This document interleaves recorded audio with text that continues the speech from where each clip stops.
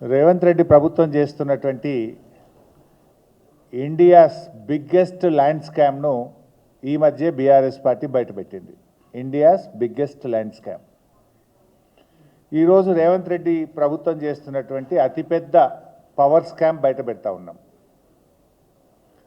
ఈ పవర్ స్కామ్కు గత కొద్ది రోజులుగా కాంగ్రెస్ ప్రభుత్వం రూపకల్పన చేసి నిన్న క్యాబినెట్లో ఆమోద ముద్ర వేసుకున్నారు. సాక్ష్యాధారాలతో సహా ఈ పవర్ స్కామ్ను ఈరోజు బీఆర్ఎస్ పార్టీ బయట పెడతా ఉంది. అక్షరాల 50,000 కోట్ల స్కామ్ ఈ స్కామ్.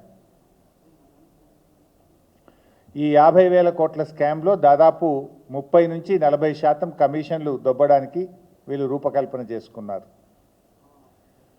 రేవంత్ రెడ్డి ప్రభుత్వం ఎప్పుడు ఏం మాట్లాడినా, ఏం చేసినా, ఏది చేయకపోయినా దాని వెనుక ఒక మిషన్ ఉంటుంది.